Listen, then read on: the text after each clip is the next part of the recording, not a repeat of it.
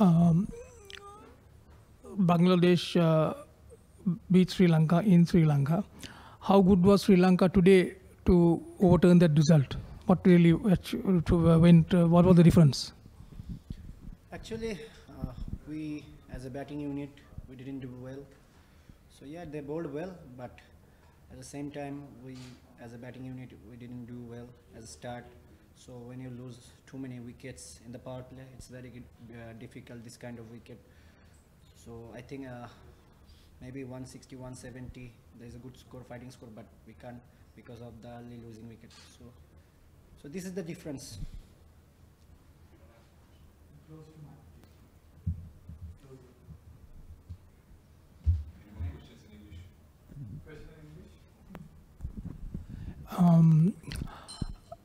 Then after that, you all had a good partnership, over 80 odd runs between you and. What did the wicket improve in that during that time for you all to put the partnership up? Wicket? Improve the wicket. Yeah, from the beginning, I think wicket was good. So as I said, that we didn't start well in this kind of wicket. We can't, as a team, we can't afford too many wickets in power play. So at that time, game cost us. So yes, so we have to find out the way how we go well in the power play. Zaker, আপনারা কি মানে ম্যাচে নামার আগে good state of মাইন্ডে ছিলেন কিনা? কারণ আপনাদেরকে দেখে খুব একটা মানে ছন্নছাড়া মনে হচ্ছিল। এই উত্তরটা একটু জানতে চাচ্ছি আর কি। না, আমরা তো গুড স্টেট অফ মাইন্ড বলতে ভালো না করলে তো অনেক কিছুই মনে হবে, কিন্তু যেটা বললাম যে পাওয়ার প্লেতে টু মেনি উইকেট লুজ করলে আসলে বড় স্কোর করাটা খুবই ডিফিকাল্ট হয়ে যায়। তো আমরা চেষ্টা করেছি, আমি পাটোয়ারি যতটুকু নেওয়া যায়, বাট যদি হাতে উইকেট থাকতো তাহলে হয়তো আরও বেশি রিস্ক নেওয়া যেত। তো এই আর কি।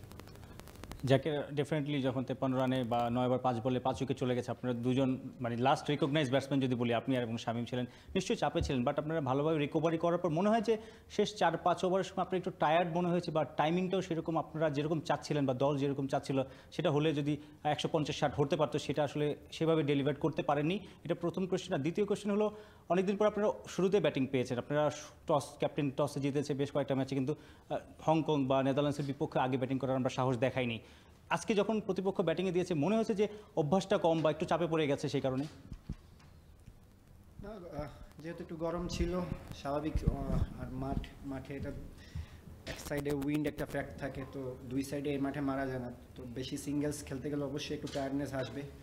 তারপর আমরা চেষ্টা করেছি, ওরা ভালো বোলিং করেছে, দেখতে অনেক ভালো বোলিং করেছে, but overall as a batting unit আমরা ভালো করিনি। যত ভালোই পার্টনারশিপ হোক না কেন, আমি মনে করি অ্যাজ এ ব্যাটিং ইউনিট আমরা ভালো করি নাই, এই জন্যই আমরা ম্যাচটা আমাদের হাত থেকে চলে গেছে। সেকেন্ড কোয়েশ্চেন, ওই যে আমরা এর আগে বেশ কয়েকটা ম্যাচে নেদারল্যান্ডস হংকংয়ের বিপক্ষে টস জিতে আগে ব্যাটিং করিনি, কিন্তু আজকে হঠাৎ প্রতিপক্ষ যখন ব্যাটিং দিয়ে দিল, শুরুর দিকে একদম প্রথম ওভার থেকে আসলে আমরা ম্যাচ থেকে শিখে গেছি।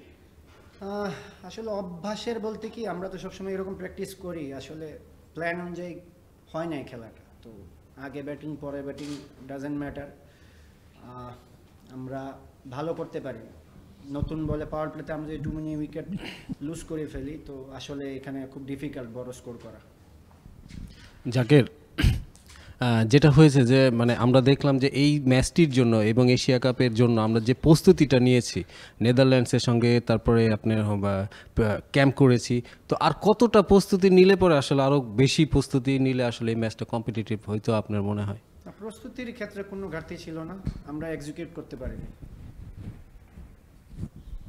জাকের, মানে বললেন যে পাওয়ার প্লেতে মানে আরও একটু রান করা ছিল, মানে আপনার কি মনে হয় যে বাংলাদেশের ব্যাটিং মানে ওপেনিং পার্টনারশিপটা এটা একটা কনসার্নের ব্যাপার? বিকজ লাস্ট 11টা ম্যাচ ধরে কিন্তু কোনো 50 পার্টনারশিপ নাই, ওপেনিং পার্টনারশিপ। আমি বলতেছি কারণ কি হচ্ছে কি, যে একদিন তানজিদ রান করতেছে, একদিন ইমন রান করতেছে, but as an opening partnership মানে এই এরিয়াটা গোয়িং ফরওয়ার্ড এইটা একটা মানে মেজর জায়গা, যে জায়গাটা আসলে কাজ করা উচিত। বিকজ ওপেনিং পার্টনারশিপ একটা ভালো স্ট্যান্ড দিয়ে দিলে T20-তে আসলে বেসিক্যালি ওইটাই গেমটার টেম্পোটা ধরে দেয়।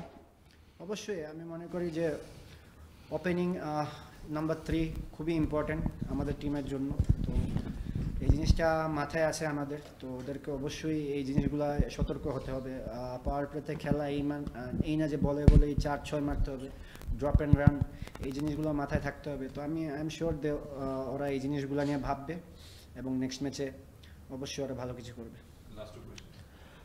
জাকির, তাসকিনেরটা কি টেকনিক্যাল মুভ ছিল কিনা এটা একটা ব্যাপার, আরেকটা ব্যাপার হচ্ছে যে আপনি বারবার বলছিলেন যে পাওয়ার প্লেতে ভালো ব্যাটিং হয় না, মানে এটা এমন না যে আমরা শুধু উইকেটটাই হারাইছি, মানে তারা যতক্ষণ ছিল ততক্ষণ স্ট্রাগলও করতে দেখা গেছে। আপনি পরে ব্যাটিংয়ে এসেছেন, আপনার কি মনে হয়েছে মানে ওই সময়টা তাদের কী হয়েছিল? 5টা 6টা বল খেলার পরেও তারা ওইভাবে মানে ব্যাটে কানেক্ট করতে পারতেছিল না, এটা কি মানে কি হয়েছিল বলে আপনার? এটা তো তারাই বলতে পারবে যারা ফেস করছে, বাট আমার কাছে মনে হয় যে আমরা আরেকটু প্রপার প্ল্যান, আমরা যদি আরেকটু টাইমিংয়ের দিকে মনোযোগী হতাম অ্যাজ এ ব্যাটিং ইউনিট শুরুর দিকে, তাহলে মনে হয় ভালো হতো।